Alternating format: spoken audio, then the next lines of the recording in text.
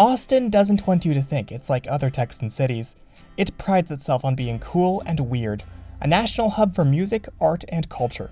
Heck, one of their major tourist attractions is a walk-in sculpture of junk in a guy's backyard. They've got a thriving food scene and plenty of great outdoor spaces. But when it comes to transportation, Austin is exactly like other Texan cities. The highways are big and plentiful, and there's only one tiny rail line that stops running at 8:30 4 days a week and doesn't even run on Sundays. How did such a cool city end up with such a weak train system? The only way to find out is to go for a ride. Let's take a look at the map. Austin is located in central Texas, about 80 miles northeast of San Antonio and 195 miles southwest of Dallas, and it's situated along the Colorado River. No, not that one, a completely different one with the same name. Downtown Austin is right on the river's northern bank, with the Texas State Capitol and the University of Texas at Austin to the north. Congress Avenue, known as the Main Street of Texas and home to plenty of restaurant and arts venues, runs to the south. There's a lot more to the city, but this gives you an idea of where they could put a useful train corridor. So naturally, they built their train here. Yep, this is the Cap Metro Red Line. It's one of those trains that's difficult to classify, having small, lightweight diesel trains running as single units on a single track, with a commuter rail-like schedule. Frequencies vary from every 30 minutes to every hour. Monday through Thursday, the last train leaves downtown Austin at 7:21, while Friday and Saturday see trains into the wee hours of the morning. Nothing runs on Sundays. So whose idea was this? Who thought this was the best solution for Austin? Well, to be honest, nobody thought that. It wasn't the original plan. You see, when Austin's Cap Metro was formed in 1985, their long-term vision was to bring local passenger rail to the Austin region. The year after they were founded, they purchased the Austin and Northwestern Railroad, a former Southern Pacific subsidiary that had originally hauled the granite used to build the Texas State Capitol building. Then they did pretty much nothing with it. By 1997, Dallas had been operating DART rail for a year, and Houston was starting to plan rapid transit of their own, but Cap Metro still hadn't gotten the ball rolling. The Texas legislature stepped in and ordered that they hold a referendum for light rail in the city, and in response, Cap Metro sketched up an ambitious 52-mile light rail network with a price tag of $1.9 billion. The starting line would use a portion of the abandoned Austin and Northwestern line between Howard Lane and the neighborhood of Crestview. But since the abandoned line skirted around the university, downtown, and some of the denser surrounding development, trains would split off from the A&NW south of Crestview, then travel down Lamar Boulevard and Guadalupe Street into downtown. I imagine the setup would look something like Phoenix's light rail, where trains run in roadway medians but have dedicated lanes. Eventually, this starter line would be the first of many tracks connecting the city. The plan went before voters in the year 2000, and it went something like this. Oh wow, look at all these votes for light rail! Now let's see how many there are against light rail. Well then. Light rail in Austin ended up defeated by just 2,000 votes. As it turned out, a lot of the votes for the project came from downtown and the surrounding areas, while farther-flung regions, many of which were majority white and suburban, were against the idea. Heading back to the drawing board, Cap Metro created a new plan.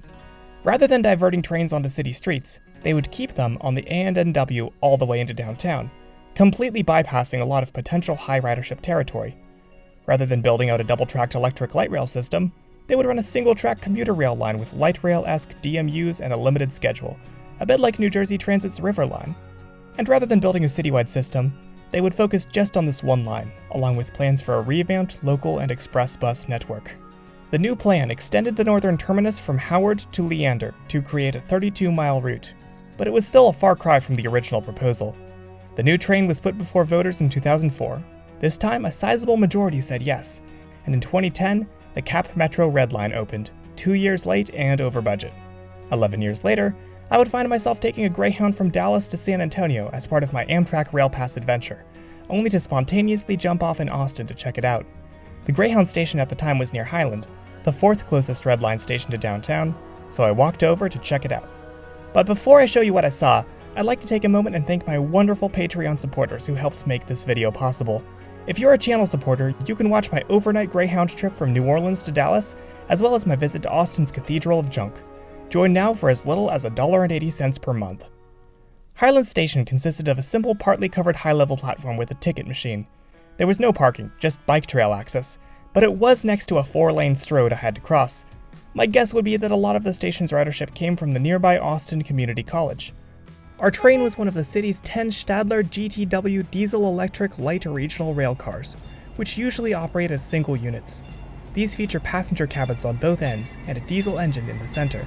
High and low floor seating was available, with plenty of open space for standees and wheelchair users. At capacity, these cars can carry up to 200 people. Views out the window were mostly quiet suburbia, although I did notice sunflowers all over the place, which are apparently native to the region. Perhaps what stood out most, though, was our speed. The line is 32 miles long, yet it takes an hour to ride end to end.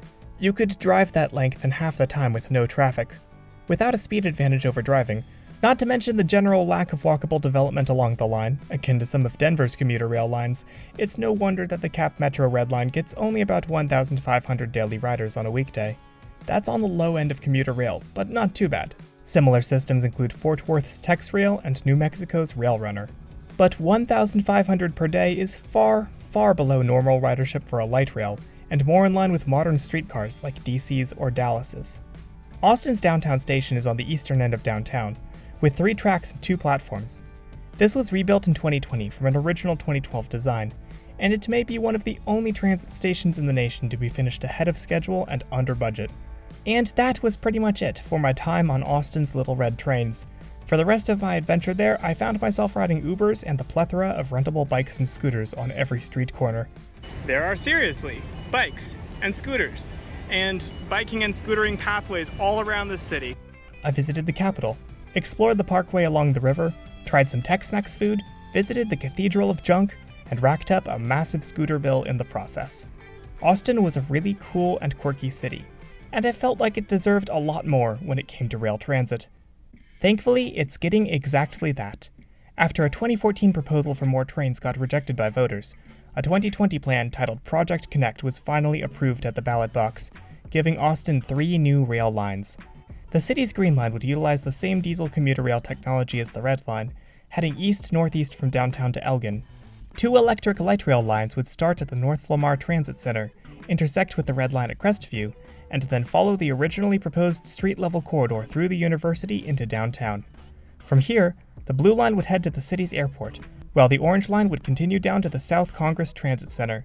Since approval, the plan's budget has ballooned quite a bit, and a proposed downtown light rail tunnel had to be replaced with a street-running track. But it's a start. And to be honest, it won't be hard to top what's there right now.